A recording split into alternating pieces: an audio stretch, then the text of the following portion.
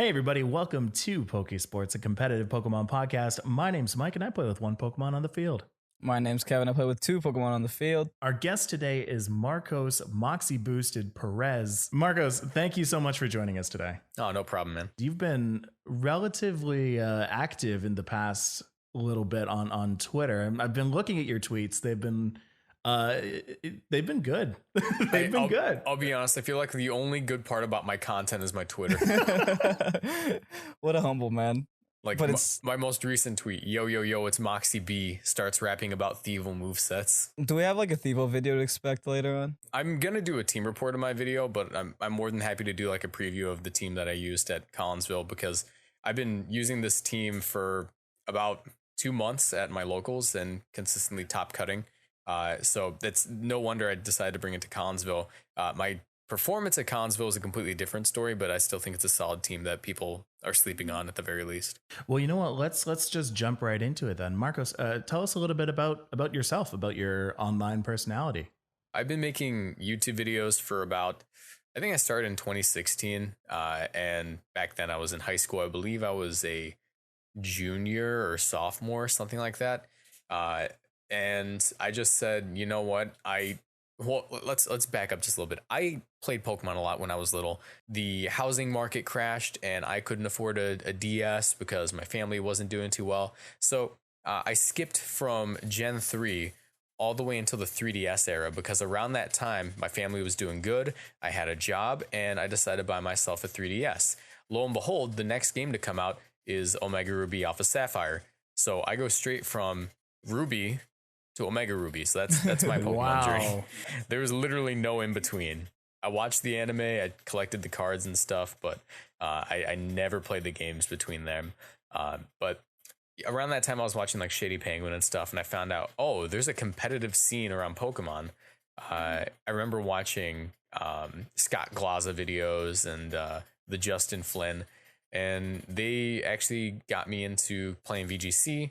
And around that time, I said, I want to start uploading competitive content. So I tried singles, didn't go well. I tried draft, didn't go well. Tried VGC, didn't go well, but I stuck with it for some reason. It's fun just looking at the growth, not only in the channel, but like in how well I played the game. Because if you go look at my 2016 videos where I'm playing like Groudon Xerneas, and deciding that, hey, my best matchup versus Groudon Xerneas has got to be Absol Honchkrow, right? Sounds about right. Yeah. No, I just made VGC content ever since then, and the channel grew steadily. Every time a new format was announced, I grew. Every time a new game came out, I grew. Just straight competitive content for the past 4 years. Let's talk about your rise in YouTube. So you started YouTube in 2016, you said. What was that like? Did you see like instant success? Was it kind of a grind? What was your turning point into where you are today? So I will say that the first year of YouTube was extremely inconsistent. I was still trying to figure out what content I wanted to make. So like I said, I started off with singles content, and I think the first thing I ever tried was actually a Nuzlocke, funny enough. That lasted 2 episodes. And not because I lost, but because I got bored. Then I tried my hand at competitive content, did some OU lives. My first collaboration was 1 week into YouTube with someone named Fireflame216. I still remember his name. I still have him on Skype. Occasionally I'll message him and be like, hey, you up? But he hasn't responded to me in like 4 years. He just went offline one day and go, dang, I wonder what happened to that guy. The first year I was just not taking it seriously, making content that was really bad. Like 5 frames a second bad. I think it was around the time Sun and Moon came out in late 2016. I got like myself a Capture 3DS and I uploaded VGC content. And the first video I ever had break like even like 10,000 views was a video of me using my my in-game team, my casual team online. It was like one of the first online battles of Sun and Moon. It was just called like Galissapod Comeback, where I just win a battle using Galissapod. And ever since then, it's been one of my favorite Pokemon. You'll see it a lot on the channel art. From that point, I started playing doubles. I played VGC, and I just got better at team building. At one point, I was so happy. I hit like top 100 in the world for Sun and Moon VGC 17, which it was like 3 days into the ladder, so it wasn't that big of an achievement because people didn't have teams done. Yeah, no, every time a new game came out, Ultra Sun, Ultraman, I had a lot more growth. I rode that train for a little while, Around 2019, I had sort of a breakout year because I was one of the first people doing flow charts for Moon series, and I did a couple of guides for Sun series. I sort of hit my stride in what type of content I made. It was just purely competitive, and I was hitting a niche that a lot of people weren't hitting. Basically, I was making like super edited videos talking about how to use particular Pokemon. I have a video called The New Komodo that got like 15,000 views, which back then was mind-boggling. I was like, no way, people are watching this. And I think around this time I had like 2,000 subscribers. I hit 4,000 by the time Sword and Shield came out. Sword and Shield comes out, I'm still making VGC content. I'm known within the Chicagoland area by now because 4,000 subscribers is a decent amount for how niche this community is. So if you show up to where your community hangs out, the locals, some people will recognize you. And at that point, I got recognized by like 2 or 3 people. When I went to Memphis Regionals, I actually signed someone's 3DS, which was fun. I was like, I don't know if my signature is worth much, man, but I'll do it. And yeah, no, Sword and Shield comes out, the channel blows up, and I'm just glad that the content I'm making is actually being watched by people. But the funny part is I'm super lazy with making videos. Like if I make a video, it's got to be halfway decent. Like I'm not just sitting on Pokemon Showdown recording my screen most of the time. There are some videos like that where I'm being lazy, but usually I have my own layout. I'll edit the video. The movesets will be on screen with some kind of scrolling background, at least some sort of fun visual. Mostly I just get worried that I'll get so lazy one day that I don't upload for like 2 weeks and then no one's watching my videos anymore. There's a difference between being lazy and being a perfectionist. There's a difference, and I understand that. I am both a perfectionist and a lazy person. I am both, which is the worst combination you can have. And I feel like that combination is just called being a creative in 2020. Is like, you know, you want to bring value to the people, but you also like can't get yourself burned out. So you make a good video, you're really proud of it, you kind of want to see how that goes, and then you're like, okay, well, I'm gonna wait until inspiration hits before I go and make another one. Yeah, I can respect that. I had an idea for a video that I'll just say it here because I'm also stealing it from someone. So Zero recently, you know Zero, the Super Smash Brothers YouTuber, he posted a video where there was an anonymous tier list of all the characters in Super Smash Brothers, and it was just like the average tier placement among professional players. And I figured what I could do is take some of the most used Pokemon in the format and make my own tier maker template and send that out to some not professional, but you know, high level players that I know personally, and probably look at like the region leader Google Doc, you know what I mean, the CP earnings leader, and just send that out to all of them. Just say, hey, if you could take like 5 or 10 minutes of your time, fill this out, and then I would make a video just taking the average of all of them and just presenting it to people, and I would call it like what top players think of particular Pokemon. I don't have like a clear title yet, but that's just something I wanted to make in the near future. Sounds clickable enough.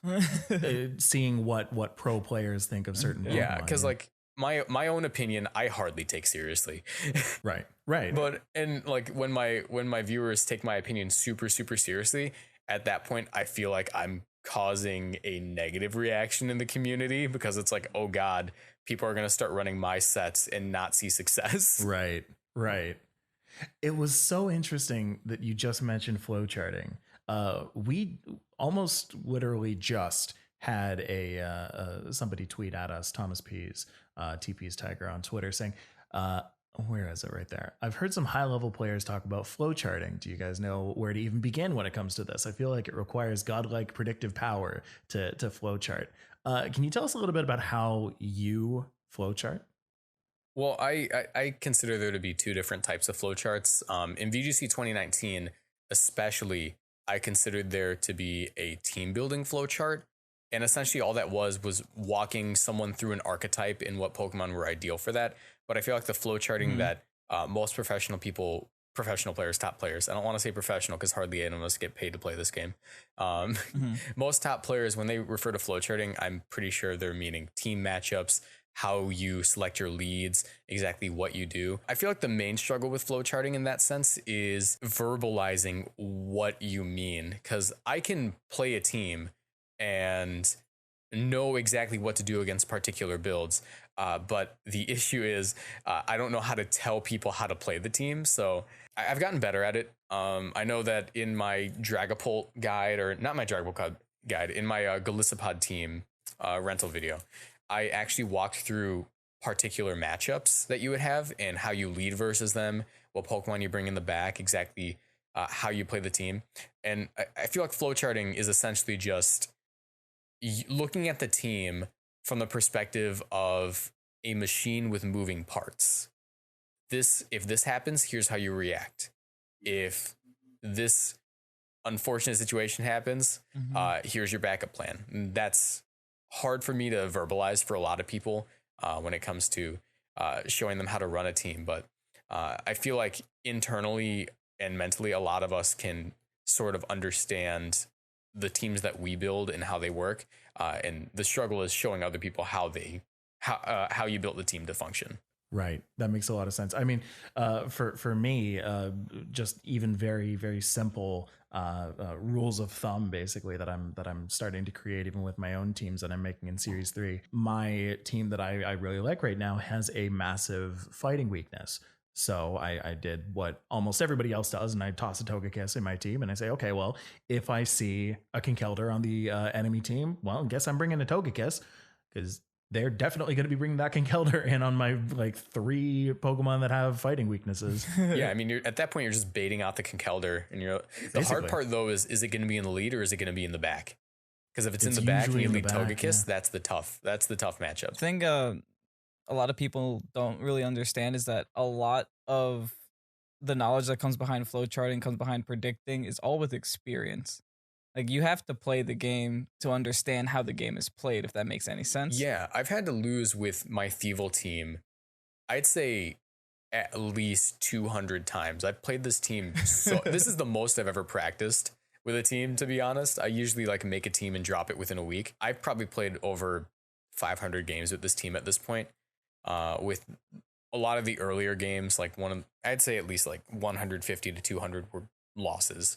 And at that point, after all those losses, I'm like, I know what I lead versus Duraludon. I know what I lead versus Charizard. The Durant matchup has been fixed. I know how to play defensively against guaranteed Trick Room, like in the case of Liepard and Hatterene, which is disgusting, by the way. Yes. Using it. I'd say the hardest part about this format is just defensive play. With how powerful max moves are, you get rewarded so much by making a good defensive call. But if you mess that call up, it's all downhill from there. I was in the MSS right after Collinsville. I anticipated them to double into my Whimsicott to completely prevent the Tailwind. So they went for Gmax Resonance into the Whimsicott, which had a Focus Sash. And I'm like, okay, well, no Hail gets set up. So 100% they have to double into this thing if they don't want Tailwind to go up. They did not. I switched my Incineroar out for a Gyarados as they Volt switched into it, killed it. Oh, no. So like I said, one bad defensive play and it's all downhill from there. My offensive Pokemon was off the field. I could no longer win. Well, and I mean, let's talk about Gmax Resonance for a little bit. Even now, first week into Series 3, people are doing nothing but look at ways to, take on Lapras and make that useless. I've always played very bulky and very, I like to call it control teams. It's literally just super defensive. I'm going to lower your stats. There's not much you can do about it. And I feel like one of the best ways to check Lapras isn't even to focus on KOing it or even to focus on getting rid of the screens, but just to neuter their damage output. I think it was my buddy Uncle Lou on Twitter who said, you guys are focusing too much on KOing the Lapras when you don't realize they can't do much damage to you because they're a Lapras or something like that. Right. So as long as you don't proc that weakness policy, you can throw off Snarls left and right, and the Lapras is no issue. You wait 3 turns, that Gigantamax is gone, the screens go away 2 turns later, and the matchup is now just easy. It's just so easy because they let themselves sit in there with their Gmax Pokemon getting snarled all the way down to -3. They're not doing any damage anymore. That's very true. It's been interesting to see the kind of resurgence of Snarl in Season 3. It had seen some play before, but now damage reduction is just so huge. Yeah, I've definitely seen an increase in, I know we're only 4 days into the metagame, but I've definitely seen an increase of Assault Vest Duraludon running Snarl. Before, I saw some Dragon Tail I saw this and that, but Snarl was very niche in my opinion. Now I just see like everything running Snarl. Yeah. Especially with like Incineroar. Arcanine's always been a big one. People are going to be running Thievul next week. That's the thing. I don't know how to run Thievul in Series 3, and I'm tempted to try it again, but I'm also tempted to move on to greener pastures now that Thievul's had its moment. The big cat is calling your name, Mark. I don't know, man. I mean, I have the big cat on a team, but I'll disclose this right now. There's like 3 wishy-washy teams in my team builder. Oh, jeez. That's the new one. That's my new one. You mentioned briefly about the locals that you attend. How often do you go to these in-person events? So it used to be much more often when I lived up closer to Chicago. At the moment, I now go to school much more towards central Illinois, and I sold my car prior to coming to college. So for the past 3 years, it has been pretty inconsistent. But this year it's been much more consistent than any year previously because I figured out how I can get to my locals more efficiently. Basically, I have to like wake up at 6:50 and catch a train at 7:30. It'll take me to the local. Wow. I'm friends with the TO. Shout outs to Ryan Hebert. If it's a double header, I'll spend the weekend at his place and then just come back Sunday evening. Before that, the locals were much more sporadic because we only had 2 TOs. Now we have like 4 or 5, I think. So with so many double headers going on, I have more of a reason to be spending the $25 to take the Amtrak all the way up to Chicago. Whereas before there'd be one tournament, it'd be a single PC. And while I do want to get championship points, it's just not worth it. Also, the more tournaments have been popping up in central Illinois, which is actually really, really cool because I have been waiting for literally 3 years to have a tournament within an hour of my school, because before it was like a 2.5 hour train ride. And then I hang out there all day, spend the night, and come back the next day. And now it's just become so much easier. So I'd say I attend a local at least, I'd say 3 times a month. And so how's that been going for you? Have you been seeing some wins over there? Been learning a lot? What's that been like? Yeah, I feel like me and this format click really, really well. The only issue is we don't click well enough. A couple of the tournaments I've been to, it's been top 8 cut and top 4 CP. And let's just say I've been cutting a lot, but not getting too much CP. You were talking about this format. I think we can all agree here that this is like probably the most attendance that VGC has ever seen. Oh yeah, dude, Dallas. And this is a question that we like to ask a lot of people. Like, do you see VGC or Play Pokemon or the whole circuit as having esport potential, especially now that there are some players that are getting signed and are actually making money to go to places just to attend? Do you see that as like a potential future for Pokemon? I want to see that. I really, really want to see that. But the Pokemon company just keeps stumbling on its own feet. It just keeps messing it up for its own players. If you didn't notice, they put tape over Wolfie's jersey wherever the sponsorship were. Oh, really? Yeah, I think I remember seeing that. If you look at the stream, there's something on the sponsorship because it's on the official Pokemon channel. Yeah, I mean, there's definitely a lot of things that I've noticed from that. Anytime anybody's drinking anything that isn't water or anything that is branded, the labels always have to be off, which is fair. When it comes to shirts, you've seen quite often that when somebody goes up with a Play Pokemon shirt on and clearly something underneath, it was because the thing that was underneath had a little bit too much branding on it that they didn't want to advertise. Oh yeah. And the issue with the esports and Pokemon thing combining at some point is that, Pokemon, in my opinion, can be an esport in spirit. But until the Pokemon company 100% accepts it as a competitive game, which they're moving towards that idea, slowly, you can tell, like, just over the past couple of years, it's been getting much easier to enter these tournaments. It's been getting much more attention, development, and balance wise. But in my opinion, it's gonna take years, if it ever happens, which I don't know if it will, for them to accept the entire esports culture when it comes to brand deals and players being sponsored and all this and that. And that's just the Pokemon company being super old school. It's it's a Nintendo subsidiary, so they're going to be super old school. That's kind of like the thought that we all have. but it's nice to see those steady steps. Steady steps are better than no steps. So exactly. On that note, let's take a little break. When we come back, we're going to talk a little bit more about the esports element. We're going to talk about Marcos's participation in Collinsville regionals and all of the new changes that are happening since then, which we'll talk about when we come back.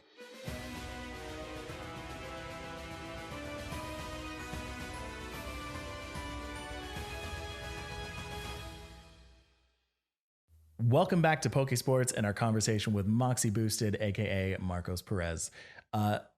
Marcos, you were telling us before about your trip to Collinsville. Tell us a little bit about how that regional went. Like I said, I don't have a car, so I rely on a lot of the Chicago crew to get me to and from certain tournaments. So my buddy John picked me up from my apartment on campus, and we just drove down together. I show up the night before, and I'm having some immediate second thoughts about Thievul. I'm like, maybe I should just run something standard. And then I go, yeah, let's just run Thievul. I mean, it's the only team I've been running for the past month and a half, 2 months.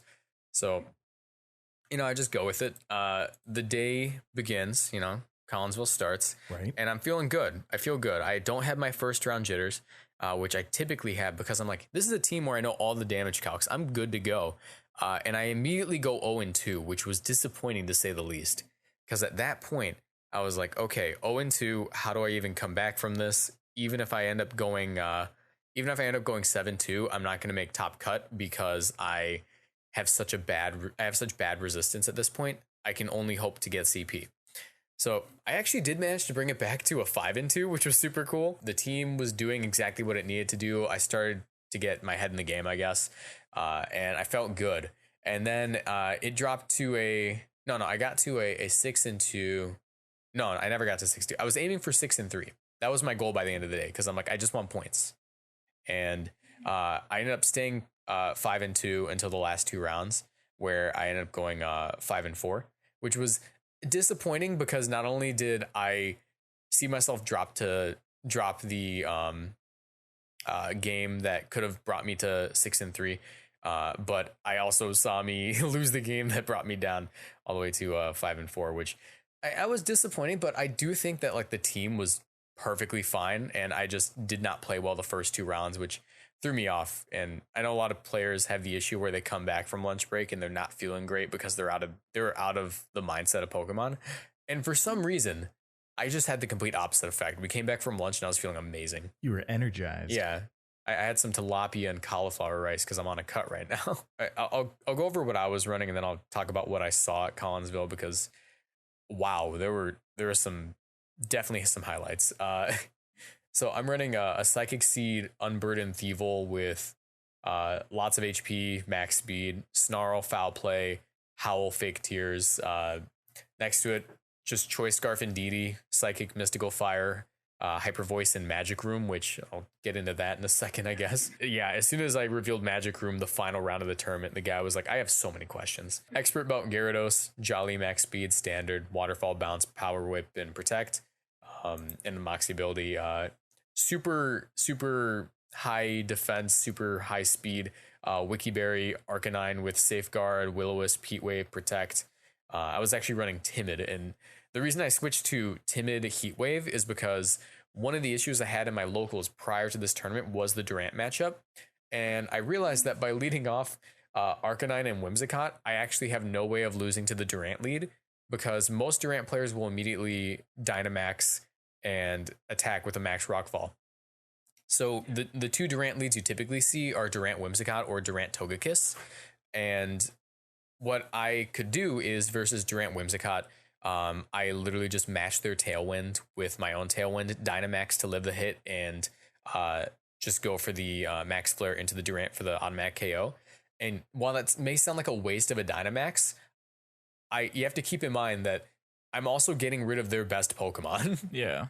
You're getting rid of their whole team at that point. Yeah. Yeah, it's a trade, and I also end up coming out on top with still a very healthy Arcanine.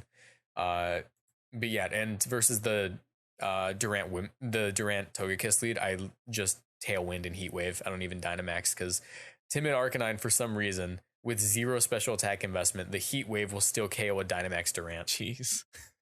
That's a fun time.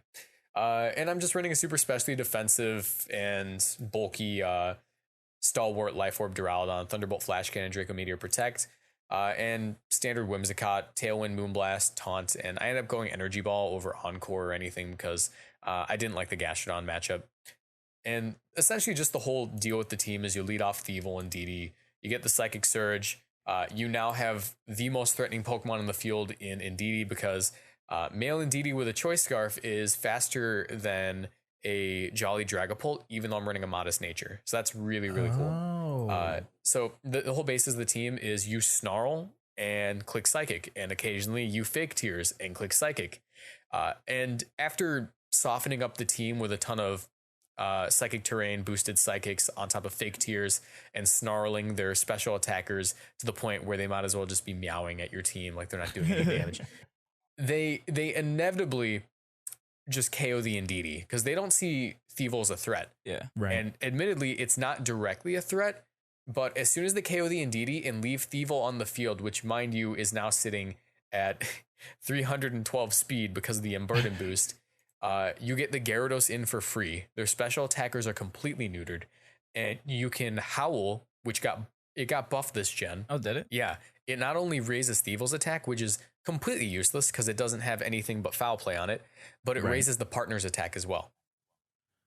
So what you do is you Howl, which is faster than the Gyarados, and you immediately max Airstream, whichever has the lowest health. Oh my then you get a Moxie boost. Yeah, and then you get +2, +1, and you're usually able to sweep through the entirety of their team. I'm going to come back to the Indeedee right now. The Magic Room on the Indeedee originally was just a joke. I'm like, maybe this will come in handy someday. Maybe I don't want to be locked into Choice Scarf and I can just Magic Room, ta-da, nothing matters. And then I realized that that's actually a really, really cool move when you pair it with Duraludon, because if you were around for when this team was created, the beginning of the season, you saw a lot of Babiri Berry Hatterene next to Indeedee.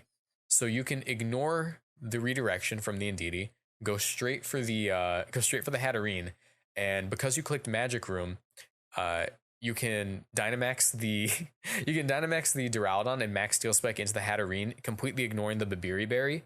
And on a couple of occasions, it's even been useful for taking down Babiri Berry on Togekiss. And in the final game of the entire tournament, I actually used it to completely neutralize a Scope Lens Togekiss, which is one of the team's hardest counters because it completely ignores the snarling. Because it couldn't crit 50% of the time, it only had 10% crits. It was actually really, really important.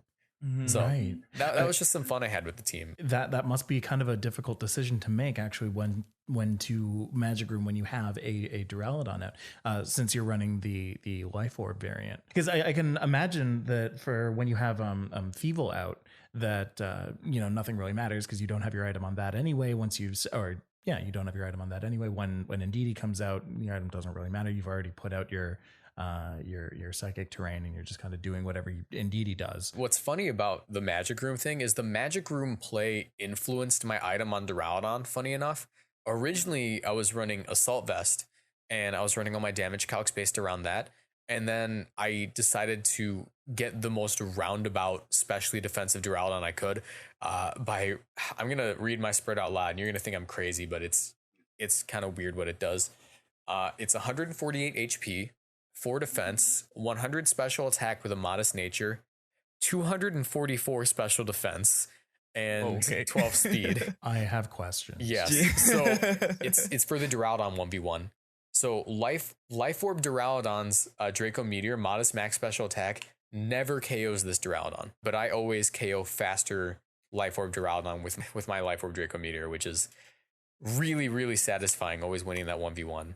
So with this kind of creative team, this non-meta, I would say by a long shot, team, I'm sure you surprised a lot of people, but were you surprised by any Pokemon on your opponent's team? Something that was super, super funny that happened at the tournament was I didn't know that Liepard Hatterene was a thing until I showed up, because I had not encountered it anywhere on the ladder, anywhere in a best of 3, anywhere at my locals. I knew Liepard Trick Room was a thing, but I didn't know Liepard Hatterene was a specific archetype that people were running.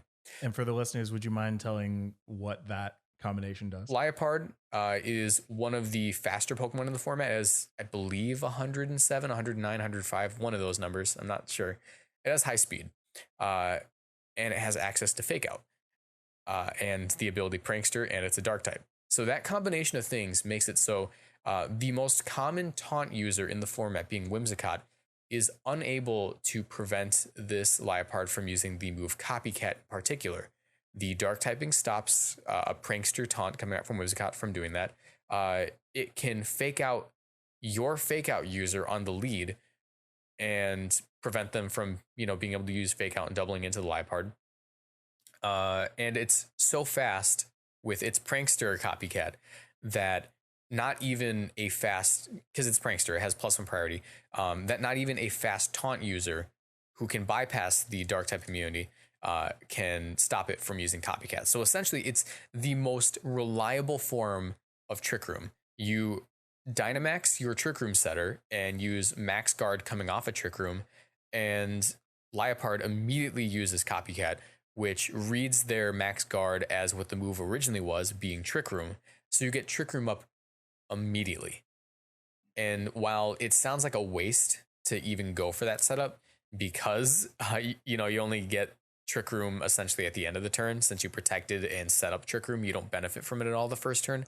The fact that it's up is amazing for a Trick Room team. The fact that you can guarantee it to go up. And it's just been so hard to combat Trick Room in this meta, with early meta, with the Hatterene and DD thing, and just redirection Dusclops. Like there are various ways of dealing with that. This is 100% one of the most reliable ways we've ever seen of setting up Trick Room. Now, this is actually interesting because I'm actually running that on my team right now, and I've seen some pretty creative ways of tolerating this. One would include just spamming Fake Out even on the second turn, just to make sure I can't Copycat. Like it, because then it'll go to the Fake Out, because Fake Out will stay +6 priority or whatever it is, +3, which will be above my Prankster. That's actually really funny. Mm-hmm. So people have done some pretty creative things. Another one is Ally Switch has more priority. They'll just keep spamming Ally Switch, and I can't do anything because I'll just Copycat Ally Switch. Yeah, I never in my life did I ever think I'd see the day that Copycat is one of the scariest moves in the format, because it's scary for my team in particular, considering how much I snarl, how much I fake tears. Because if I fake tears, they fake tears. If I snarl, they snarl. It's this whole weird dynamic I have versus it. So going into lunch, I didn't know what that was, and someone mentions, yeah, there are a lot of people running Trick Room Liepard, and I go, what is that? I haven't seen that yet. And they explained to me the Hatterene thing, and immediately coming back from lunch, what do I face? Hatterene Liepard. And I ended up taking the game because of that, because I knew what it did. Because had I not known exactly what it did, I actually wouldn't have won that game. Which you have to play so defensive versus that team. Like, especially with a weakness policy Rhyperior on most of those squads, like it's just 100% defensive until you wear out the Trick Room or you wear out the Dynamax, which is, it's hard. It's a hard time. Something with that also is that you can't Trick Room their Trick Room, because then they can Copycat, take your Trick Room from the following turn and set it right back up. That's like, it's so annoying. It's like impossible to stop that Trick Room, barring those weird strategies of using faster priority moves that don't do anything for them. It bypasses Imprison. It's just God. Oh yeah, the whole imprison Trick Room felt like the most reliable way of stopping Trick Room in this metagame. And then Liepard shows up and it's like, what's up, guys? We're gonna use Copycat to set up Trick Room now. Over the break, we were talking about some of the timer changes that are coming to the meta because of the controversy behind how the second place. The finals, the second game of the finals did go through and technically would have ended earlier than it did. What do you think about them? Are you a fan of the 20-minute timer? Do you prefer the 15? I've definitely been a fan of the 15-minute timer. I enjoy knowing that at the very latest, every round of a tournament will be ending in 45 minutes. And I thought that was just a nice amount of time to play a game. Granted, there were some matchups where 15 minutes, it's weird. It's just enough where you can finish most games without timer being an issue. But there are a lot of games, there are a lot more games than you expect where you are literally playing to timer. Like this is one of the most timer centric formats I've seen in a long time. And granted, I've started in 2016. I played a little bit in 2015, but this format, there's a lot of timer stall, which I don't frown upon. I think it's a legitimate win condition, and it takes a lot of skill to understand that is your win condition and play towards it. In regards to the 20-minute timer, I don't know. I feel like the extra 5 minutes doesn't affect a lot of games, but in Wolf's case in particular, with the final round, him playing to timer and realizing, oh, I still have 5 whole minutes left. That is a case where it makes a huge difference, because, like, I don't know. I feel like it would have been different had he gone in knowing there were 20 minutes in the game, but the fact that he expected 15 minutes is what caused the issue.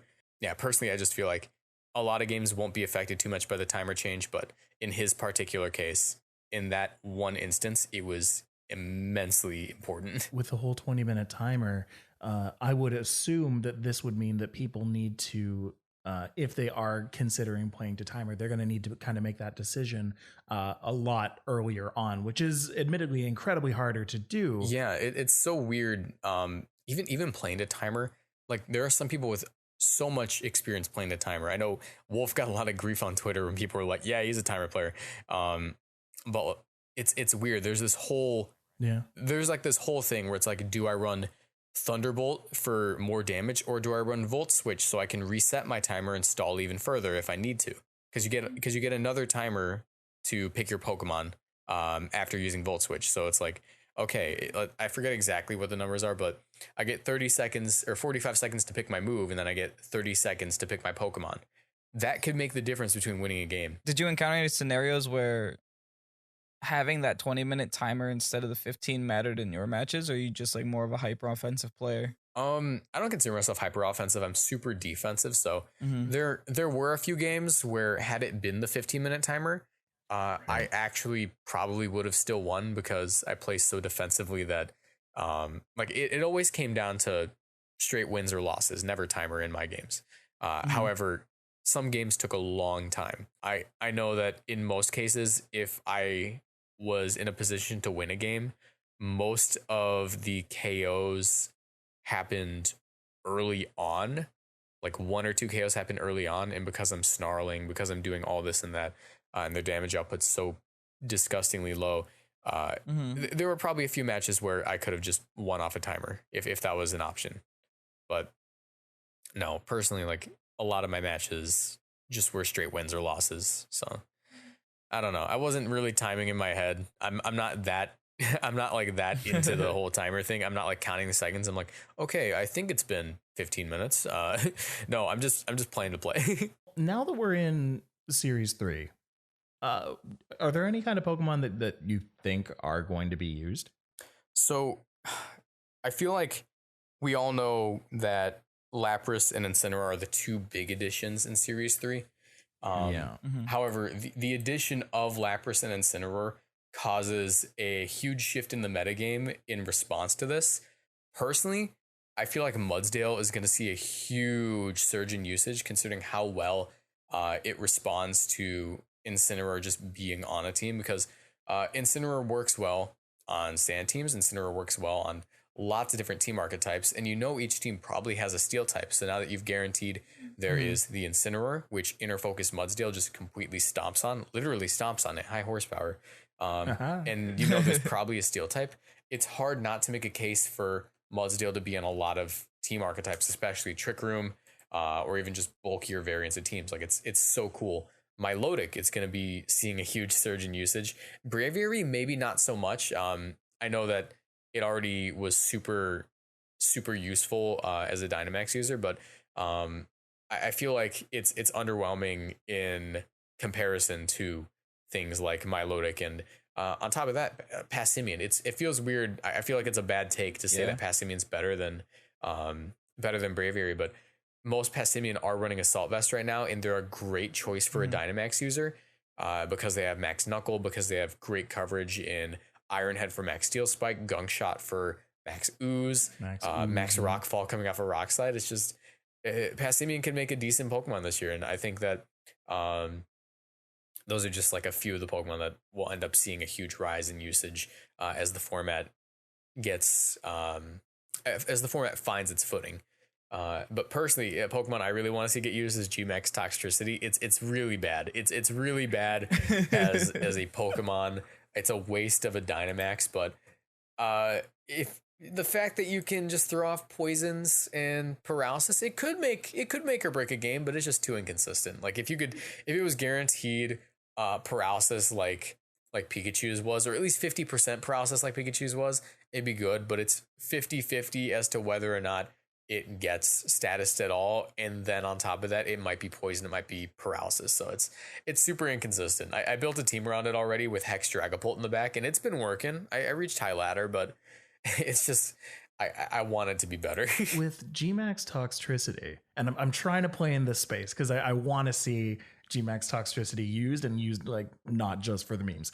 So if you use the Gmax move, and it has a chance to paralyze or poison, does that still not affect poison or steel types as poison? Yeah, so it's really weird. From my experience using it, basically the move first rolls whether it's paralysis or poison, right?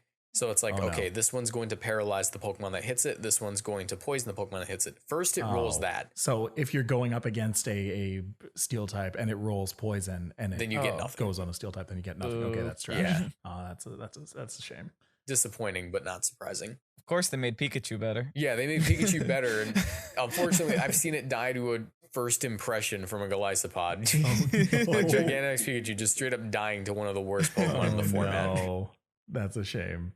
And it's funny because Golisopod's the Pokemon shameful. that you see on all of the Play Pokemon streams whenever they're talking about Dynamax. It's such a bad Dynamax Pokemon. I love the irony of that, because you drop below 50 and oh no, here I go again, switching out. Like they made it so Guerrilla Tactics doesn't happen when you Dynamax. Could they at least buff Golisopod to make it so emergency exit doesn't happen when you Dynamax? Bear it next to neutralizing gas, you'll be fine. That's such a bad core though. Galarian wheezing Golisopod. You know what's funny? Galarian wheezing Golisopod is straight up a loss for my team. No.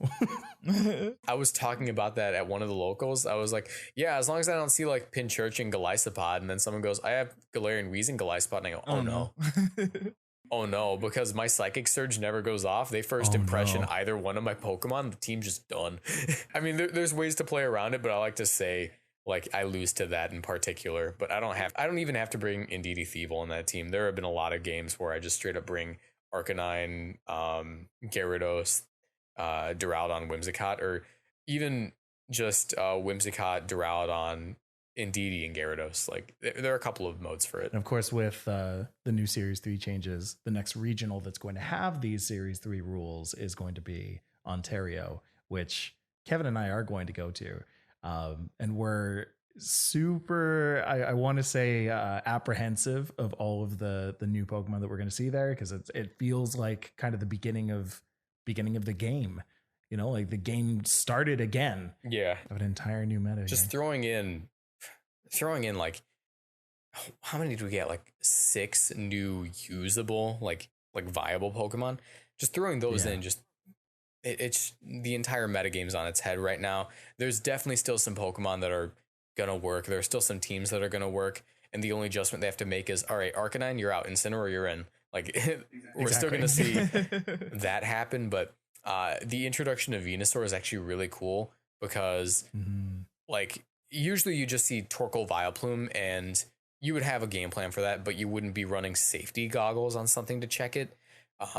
Now that Venusaur is in the game, and we're going to see a lot more fast sleep powders, you have a valid reason to run safety goggles in a Pokemon now, and that's kind of interesting. Now, Venusaur is actually something I'm running on another team, and I love it because I just run wide lens and then sleep powder everything. And right now on the ladder, like, no one's running safety goggles. It could have been because I'm still climbing back to Master Ball, so I was in like Ultra Ball and Great Ball 9, but thankfully I haven't encountered safety goggles. But I feel like that's definitely going to be an item. It's an eventual shift that's going to happen. I'm certain of it. But what's funny though is I actually didn't predict this, and a lot of people made the call. Adrenaline or Venusaur, like that's something that's viable right now. Tell me exactly why, because I have no idea. The Incineroar lead, you have a faster Incineroar, you fake out the Incineroar, and you put it to sleep because you are now 1.5 speed, and I believe that makes you faster than Dragapult as well, but don't quote me on that. Wow. Wait, are you saying Adrenaline or Incineroar? No, Adrenaline or Venusaur. Oh, Venusaur. Because you get a free, because the Incineroar lead is so common in this format. Yeah. You get the free +1. You can also run Max Ooze. Like a lot of them Dynamax as well. Like you just Max Ooze and start running through teams. That's so strange that I haven't seen a single. I'm trying to think so hard if I've ever seen a single Venusaur. I've played probably upwards of 100 to 200 games in Series 3 so far. Haven't seen a single Venusaur. See, that was me with Liepard. Right? Like you can play so many games and just by sheer luck of the draw, you don't see anything. Like that's common. Do you have any thoughts on the new Pokemon Zarude? I mean, to be honest, I've never been too excited about mythical Pokemon knowing that they're not VGC legal. Right.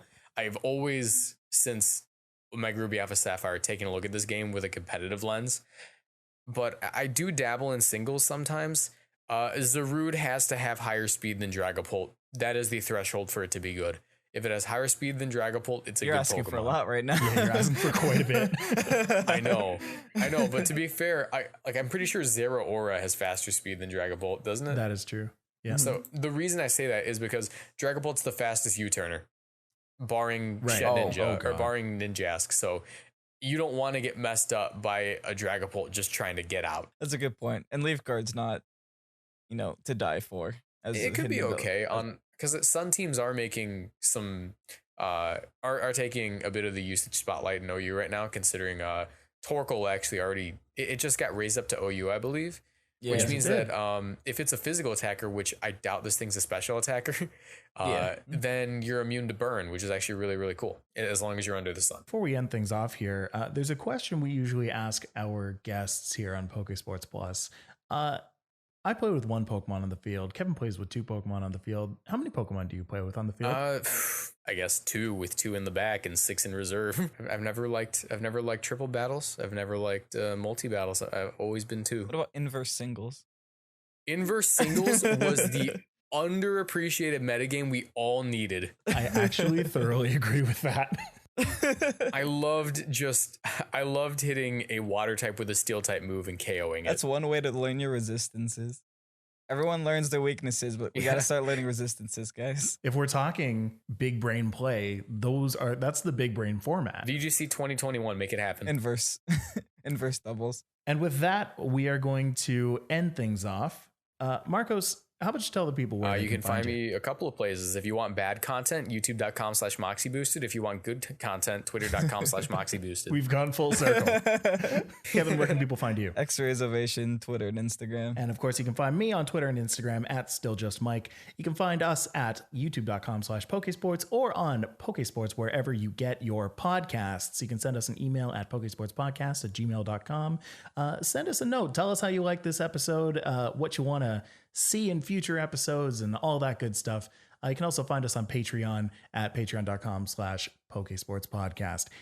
With that, we're going to call it a day. MoxieBoosted, did you want to tell anybody else? Do you want to give any shout outs before we go? Yeah, I guess I'll shout out a couple of people. Go follow Samuel Temple on Twitter. Nimbasa City Post is the most underappreciated Pokemon website of all time. Go follow him. All right. We'll leave it at that, and we will see you next week for another episode of Pokesports. Bye, everybody.